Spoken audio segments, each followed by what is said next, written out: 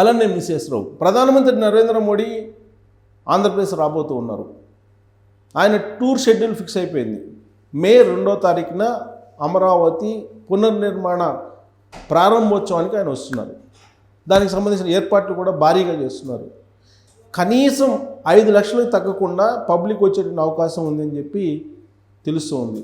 దానికి సంబంధించినటువంటి ఏర్పాట్లను కూడా ఇప్పటి నుంచే కూటమి ప్రభుత్వం చేస్తూ ఉంది. చంద్రబాబు నాయుడు గారు ప్రస్తుతం విదేశీ పర్యటనలో ఉన్నారు. కుటుంబ సమేతంగా ఆయన పర్యటన ముగించుకొని తిరిగి వచ్చిన తర్వాత పూర్తి స్థాయిలో ప్రధానమంత్రి నరేంద్ర మోడీ గారి పర్యటన మీదనే కాన్సన్ట్రేషన్ చేసే అవకాశం ఉంది. ఆయన 2017 ఒకసారి అమరావతికి శంకుస్థాపన చేశారు నరేంద్ర మోడీ గారు. ఆ సందర్భంగా మట్టి నీళ్లు తీసుకొచ్చారు. మరోవైపు ఆ రోజున తెలంగాణ ముఖ్యమంత్రిగా ఉన్నట్టు కేసీఆర్ గారు కూడా అదే వేదిక మీద ఉన్నారు.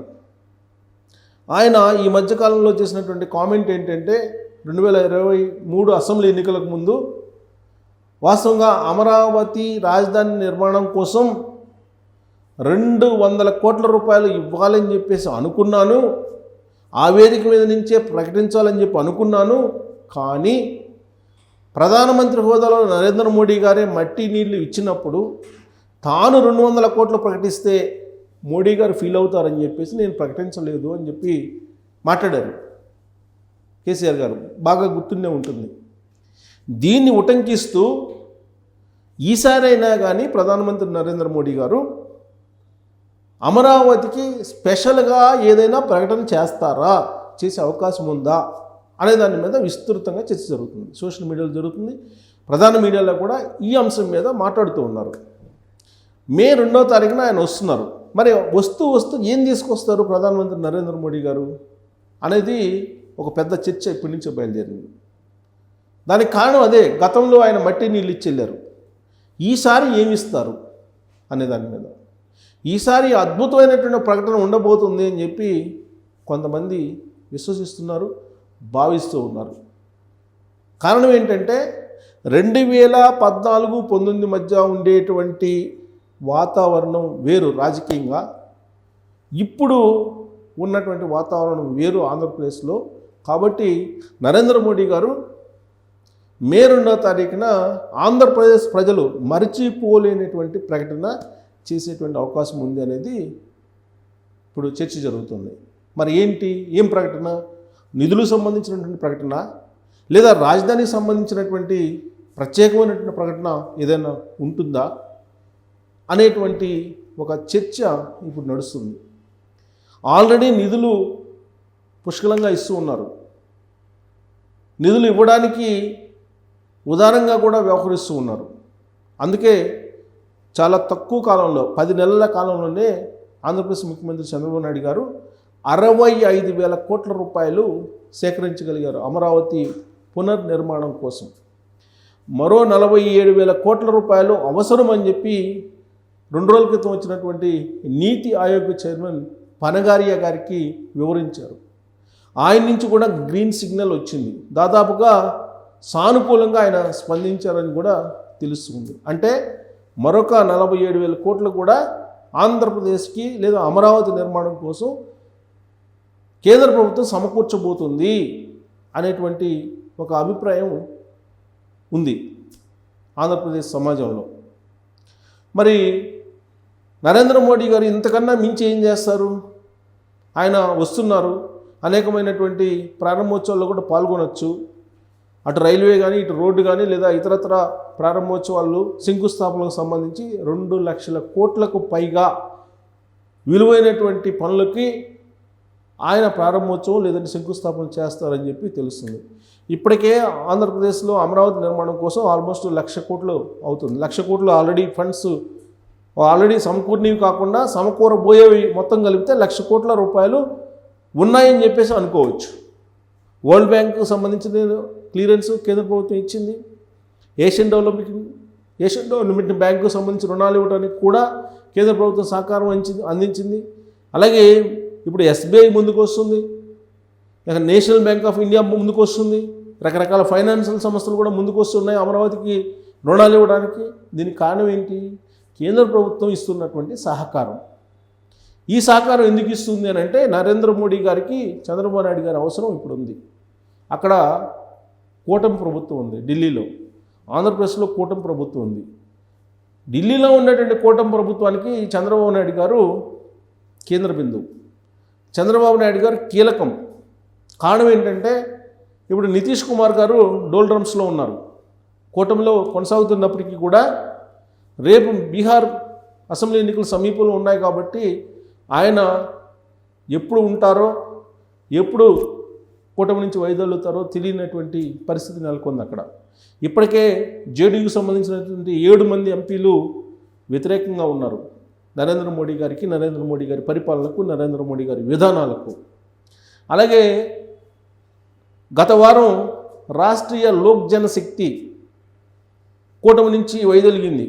5 మంది ఎంపీలను తీసుకుని ఆయన వెళ్ళిపోతూ వక్ఫ్ బిల్లుని ఎందుకు మీరు మద్దతు ఇచ్చారు, ఎందుకు మీరు ఆమోదించారని చెప్పి తెలుగుదేశం పార్టీని అలాగే జేడీని రెండింటినీ టార్గెట్ చేసి మాట్లాడారు ఆయన. బీహార్కు సంబంధించినటువంటి లీడర్ పశుపతి కుమార్ ఆయన ఏమంటున్నారు, రాష్ట్రీయ జనశక్తి సంబంధించి మీరు వక్ఫ్ బిల్కి మద్దతు ఇచ్చారు కాబట్టి నరేంద్ర మోడీ గారు ముస్లిమ్స్కి వ్యతిరేకంగా ఉన్నారు, దళితులకు వ్యతిరేకంగా ఉన్నారు, కాబట్టి ఈ కూటమి ప్రభుత్వాన్ని మీరు నమ్మద్దు, మీరు కూడా బయటకు వచ్చేసేయండి అని చెప్పి తెలుగుదేశం పార్టీకి అలాగే జేడీయూకి అంటే చంద్రబాబు నాయుడు గారికి అలాగే నితీష్ గారికి ఆయన ఒక సూచన చేస్తున్నారు, ఒక డిమాండ్ కూడా చేస్తూ ఉన్నారు. ఇలాంటి పరిస్థితుల్లో చంద్రబాబు నాయుడు గారు కూటమిలో చాలా కీలకం, కేంద్ర బిందువు, వెన్నుపూస ఇప్పుడు కూటమికి, ఢిల్లీ కూటమి ప్రభుత్వానికి. కాబట్టి చంద్రబాబు నాయుడు గారు ఆంధ్రప్రదేశ్ ప్రయోజనాల కోసం మాత్రమే నేను కూటమిలో ఉన్నానని చెప్తున్నారు. ఈ విషయాన్ని నరేంద్ర మోడీ గారికి డైరెక్ట్గా చెప్పారు, ప్రజలకు కూడా ప్రతివేదిక మీద కూడా చెప్తూ ఉన్నారు. కాబట్టి ఆంధ్రప్రదేశ్ ప్రయోజనాల కోసం ఏమడిగితే చంద్రబాబు నాయుడు గారు అది ఇవ్వడానికి నరేంద్ర మోడీ గారు సిద్ధంగా ఉంటారు, ఉండాలి కూడా. లేదంటే కూటమి ఏమవుతుందో తెలుసు. ఇంకొక వైపు ఆర్ఎస్ఎస్ కూడా చంద్రబాబు నాయుడు గారికి సానుకూలంగా ఉంది. అమరావతి రాష్ట్రం మీద ఆర్ఎస్ఎస్ కూడా కొంత ఇంట్రెస్ట్గా ఉండే ఛాన్సెస్ ఉన్నాయి. మరోవైపు అంతర్జాతీయంగా ఉండేటువంటి సంస్థ కూడా ఇప్పుడు మనకి చూస్తున్నాం, దలైలామా వాళ్ళు కూడా, బౌద్ధులు కూడా అమరావతి మీద కొంత సానుకూలంగా ఉన్నారు. ఇవన్నీ కూడా అమరావతికి అనుకూలమైనటువంటి పరిస్థితులు. ఇలాంటి అమరావతికి అద్భుతమైనటువంటి ప్రకటన ఏం చేస్తారు నరేంద్ర మోడీ గారు అనే దాని మీద బాగా చర్చ జరుగుతుంది. ఏం అద్భుతమైన ప్రకటన చేస్తారనంటే ఆయన గతంలో ఇచ్చినటువంటి ప్రకటన ఏదైతే ఉందో దాన్ని సాకారం చేసేలా, దాన్ని నిలుపుకునేలా, ఆంధ్రప్రదేశ్ ప్రజల మన్ననలు పొందేలా ప్రకటన చేస్తారు అని చెప్పి అంటున్నారు. ఏంటి అది? 2014 ఎన్నికల ప్రచారంలో తిరుపతి వేదికగా చేసుకొని నరేంద్ర మోడీ గారు వెంకన్న సాక్షిగా నేను ఢిల్లీ తరహా రాజధాని కట్టించి ఇస్తానని చెప్పి ఆంధ్రప్రదేశ్ సమాజానికి చేసినటువంటి ప్రామిస్. దాని ప్రకారం ఢిల్లీ తరహా రాజధానిని కట్టివ్వాలి ఆయన, అంటే అమరావతిని దేశ రెండో రాజధానిగా ప్రకటించే అవకాశాలు ఉన్నాయి. మే 2వ తారీఖున ఆయన అమరావతి పునర్నిర్మాణ పనుల ప్రారంభానికి వస్తున్నటువంటి క్రమంలో అనేది వినిపిస్తూ ఉంది. అందుకే ఇప్పుడు చంద్రబాబు నాయుడు గారు ఇప్పుడున్నటువంటి భూములనే కాకుండా మరొక 44,000 ఎకరాలని సేకరించేదానికి, భూ సమీకరణ చేసేందుకు సిద్ధమవుతున్నారని కూడా తెలుస్తుంది. సో నరేంద్ర మోడీ గారు గతంలో లాగా మట్టి నీళ్లు ఇచ్చి ముక్తసరిగా వెళ్ళేటువంటి పరిస్థితి ఈసారి ఉండకపోవచ్చు. దేశ రెండో రాజధానిగా అమరావతిని ప్రకటించేటువంటి అవకాశాలు లేకపోలేదు.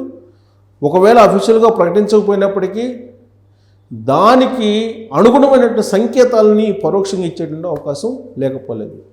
ఎందుకంటే ఆల్రెడీ చంద్రబాబు నాయుడు గారు 2027 లేదా 2028 మధ్యలో ఒక తీర్మానం చేసి అమరావతిని దేశ రెండో రాజధానిగా చేయాలని చెప్పి పంపించడానికి సిద్ధమవుతున్నారు అని కూడా కూటమిలో చర్చ జరుగుతుంది. ఇలాంటి పరిస్థితుల్లో మొత్తం నిర్మాణాలు అన్నీ అయిపోయేంత వరకు కూడా ప్రకటించకుండా అంతా అయిపోయిన తర్వాత 2028కి అమరావతి నిర్మాణం కంప్లీట్ అవుతుంది. అప్పుడు ప్రకటించేటువంటి అవకాశం ఉంది. ఆలోపుగా సంకేతాలు ఇచ్చే అవకాశం ఉంది. దేశ రెండో రాజధాని సంకేతాలు అనేది కూడా తెలుస్తుంది. ఆ సంకేతాలను ఇవ్వడంతో పాటు భారీ ప్యాకేజ్ని అమరావతికి అనౌన్స్ చేయబోతున్నారు నరేంద్ర మోడీ గారు అని చెప్పి తెలుస్తుంది.